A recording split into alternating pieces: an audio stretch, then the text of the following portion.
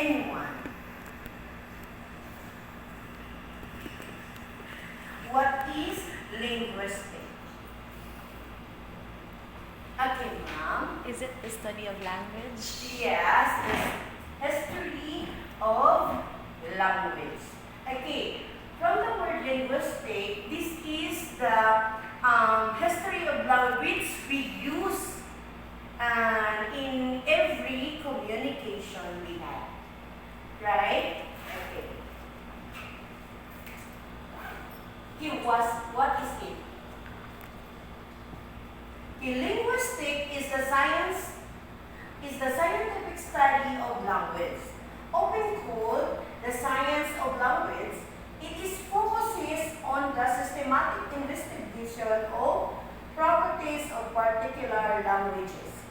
So this study of language, often called science of language. It is also focuses on systematic investigation of language. Properties in particular language. So we have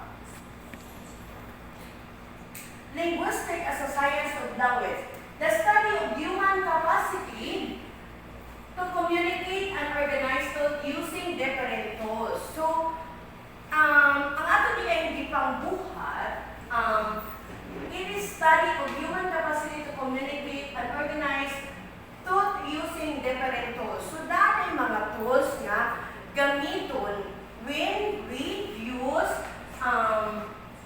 to communicate and organize. Do you remember what are the tools used when using communicate and organize communicate and organize thought using different tools? Do you remember what is that?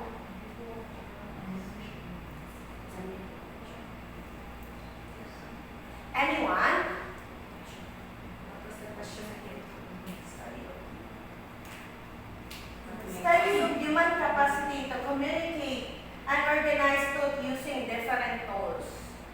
So what are those tools na kung gamit to communicate? Different kind of channel. A channel, Sound. yes, sound, what else? Text. Text. Gesture. Number. Gesture also you can Yes, use. body language. Yeah, body language. So, to communicate. So, example, as a teacher, ang atong makaigsoon pag nato sa classroom, as in, nagsugot na tong kilay, ang atong estudyante nakaibaw, ginagid na kung unsay naitabod nato, kung ay, buntag pa sa'yo, gisapot na si ma'am. So, sa atong gesture palandaan, nakahatag na tag ka na ganing idea nila kung unsa, especially kita nga mga teacher. So makasabot sila nga, ay, dili na magpabadlong karon kay atong mamo nagsugat ang tila. So, labi pa, ang ako kay medyo, kuhan ko nga, pina-first jud ko kanang tanawon ko nila, magkita gid si ma'am, kanang wala nakailan ako, nga mga estudyante, labi pa wala na ako nahandol, tanaw pa na ako sabi sa mananag na sila na murag hatlog yun sila rin pag mangilay ko pinabaga o niya mag-blast gamay o niya murag ka naman high blood gani o sige o niya ako ang lipstick kay kasagaran ng ginakay dark maroon man din akong ganahan dinisamot na ko ka first ginoo ko karon dili ko magingani kay medyo so mao na akong estudyante kanang makakuha na sila kung unsa ang ako ang mood ana nga day. Pero mo na giingon nga kana don't judge the book by its cover. Kay tanaw ko maldita pero mayon na at the end of the year or bisag tunga na mailan ako nila within the month, they will know kana salok na jud ko maldita. Okay. Next is, it entails a comprehensive, systematic, objective, and precise analysis of all aspects of language. Do you have any idea about that?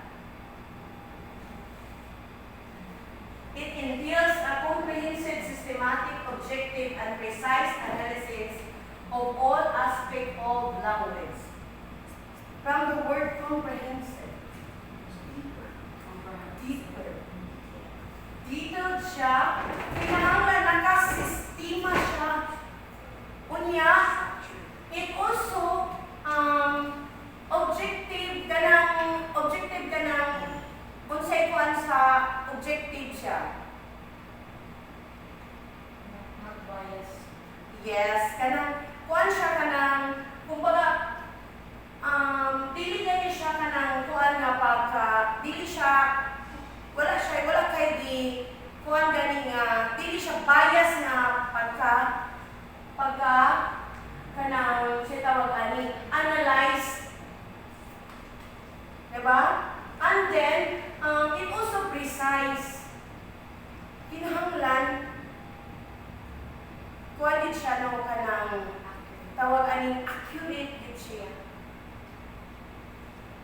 Next is look at the general phenomenon of human language as the universal part of human behavior and thinking. Dili nga kuan nga part kay kita gani kung mag-istorya ka. Di ba ang tao mahibawan man nato nga pinaagi sa iyang behavior, pinaagi sa iyang inistoryahan, mahibawan din nato kung unsay iyang batasan. Di ba makakuan ta na ang bisag kita bisag bago pa nato siya na naatubang ba nga pinaagi sa iyang inistoryahan maka-cycle na dayon ka kuan siya. So naingana no, pero dili man tanan. So mao na ato ang kanang kita as an educator sa atong students magamit ni nato kay mag-observe man ta sa ilahang kanang behavior. Kung unsaon nato sila pag kanang unsay tawag ani? Unsaon nato sila pag unsa nilang atake kung unsay ato ang ihatag sa ilahang nga unsay tawag ani? Kung kailangan ko yung mga students nga dili sila kanang unsay tawag ani? Dili gani sila open sa ilahang vocabulary murag hinuhon lang siya nga kung mo istorya kanang nagayon pa maamaw ni ay. So naa na example sa ako ang students nga magsigil siya mas siya nga bata. Then it happened nga every time na ako ihatag na quiz, kanang, mayroon siya nga, wala ko, itawag na sa iyong name, kung pila scores, wala na siya yung kanang, wala ko nag-answer ma'am, kaya wala ko nag-tuon. Sa lunar din siya, ako siyang mabantayan niya. Lunar din siya, kanang nana siya sa Dublin. Pero siya, ma'am naman siya yan, kasi ma'am naman siya gisuwat. Siya nga naman naman mo ipachekan siya. Kabaw mo mga size. So, ko nga, nahin ako ka na, ako siyang ipon na ko yung atensyon. Pagka ka na, kinahanglan dyan ka ka na socialize. Kinahanglan ka makik-friend.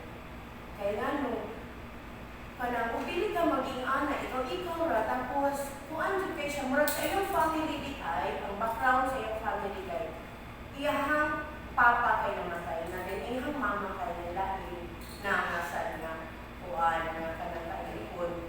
So mura niya, wala siya napuyo sa ilaha, wala siya sa iyong luya. So naka-affect yun to nga surroundings niya. Iyahang experience dito sa ilaha. Kanto dili sa eskwelahan, sa room, narigid siya magpadaplin, tapos pero masugdan siya istorya, magsige po, muduhol ni mo, magsige po na, pero hindi nabiana. Nakano ba, maglibog ka, kung saan yun ka na-approach sa kung gamiton na niya. So, ingon ko, pinagi sa iyahang, nagilong-hilong na siya, then akong nakuha niya, sige ba, kuhaan siya, makuwawon din siya. Pero, pag siya na po yung maka-istorya, masige po na, kung makasugod siya lingkod sa iyang mga classmate, hindi man siya mawaw. Kaya naman siya communicate sa iyang mga classmate. So, mo to ako siya gingan, you need to you need to have a friends. O, then, para makasocialize ka, makaistorya ka din. Ang katong table kay, ang ako ang setup sa akong classroom kay table naman katong taas na bangko, marami yung sakit din taon sa buko niya. Maumanay na sa akong room nga kuan, mga kuan facility. So, inko nga, kana ka table, kinahanglan, inyo na siya ni-approach. Kinahanglan inyo na siya, uy, kumusta nakakuan na ka na. Ikaw sad, pinali sa iyang, makik-communicate siya sa iyang mga classmates. So, sa behavior sa bata, kita teacher, makakuan dyan ta, makarealize ta nga, unsa, dihan nato makitaan ba kung unsa ang iyahang, dito sa ilahang panimalay, kung unsa sa ang naadili ang iyang issue sa classroom. So, daghan pagyuntag ma-obserbahan sa ato ang mga estudyante. Okay, next is different families of languages. Example.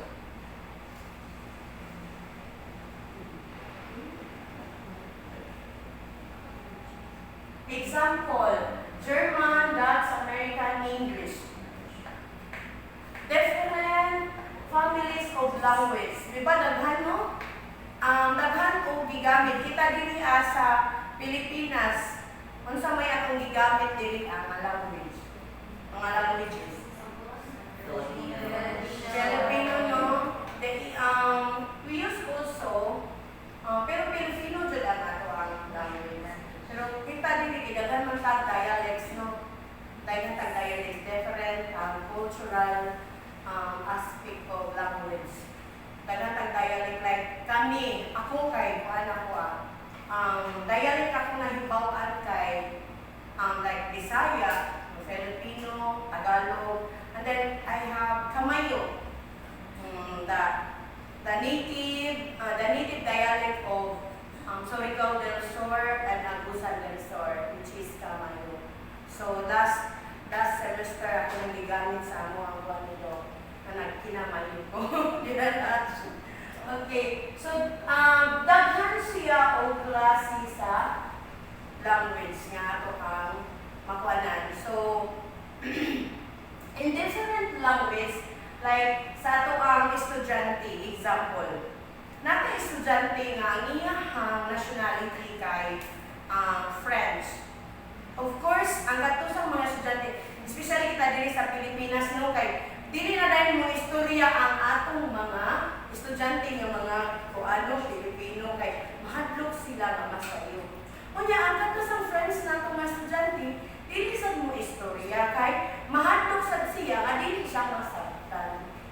So lain-lain jud, so kita as a teacher, as an educator, so kita jud ang mag-bind sa language para magkasinabot ang ato ang estudyante. So usually we use unsa English. So we really use English jud ang ato ang kuano. Kay mao man na siya murag kanang ato ang universal language. Lingua franca. Sa langan man sad pareha ako. Muna struggle sa teacher kung natay foreign kanang students nung kay I have French. You have? Yeah. Then you need to speak English And and my subject sa iya is Philippine subject. No? The struggle is real. Oh, kaya kinahanglan siya ko mag-English through. Oh, that's hard. Yeah, I handle Filipino communication economics with this particular student in a class. And then I use the Filipino language. And then I also explain, for example, I say, bakit malagang ka? Why do you think language is important? Yes, all the time. Oh my God. And he's French and his English is not that high. Yes.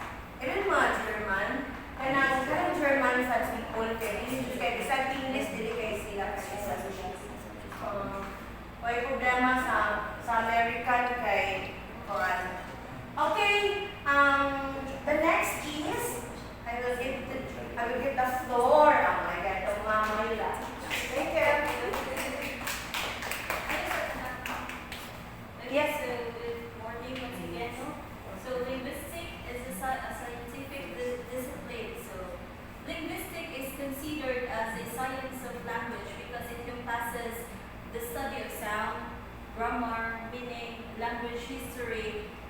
cognition and processing in the mind of the L2. So it uses the scientific method to determine objective facts and theories about language behavior. So why systematic study? Because it allows a systematic study approach allows the linguist rather, to categorize and analyze the complexities of language in a precise manner. So, linguistics involves a structured examination of language. So, naadito si phonetic. So, sa matong phonetics, di ba? It's the study of speech sound. We also have phonology. It's the organization of sounds in the languages. We have formology. So, formology is the structure of words. And we also have syntax, which is the arrangement of words in the sentences. And we have semantics. So semantics, the meaning of words and sentences. We have the pragmatics, which is the context of language use. We have historical linguists, the evolution of language over time. And the social linguistics, the relationship between language and society. So it has empirical observation. Why? Because linguists relies on the empirical data collected through observation and experimentation. So linguists formulates hypotheses about language use and structure, which they can test through various methods, such as analyzing spoken and written language. And we also have interdisciplinary connections. So, linguists intersects with a multiple disciplines. So, daghan disciplines, no? Including psychology, sociology, anthropology, and computer science. So, this interdisciplinary approaches, connections, nature enhances its scientific framework by incorporating diverse methodologies and perspectives. So, enriching the study of language and its function in human society. And last, we have the objective analysis. So, the study of linguistics emphasizes objectivity. So, it aims to minimize the subjective bias in research. So, linguists strive to describe language phenomena based on observable evidence rather than personal interpretation, which aligns with the principles of scientific inquiry. So that's why it is linguistic. That is why linguistic is a scientific discipline. So this comprehensive approach provides linguists with a constructive framework to thoroughly explore and understand the intricate nature of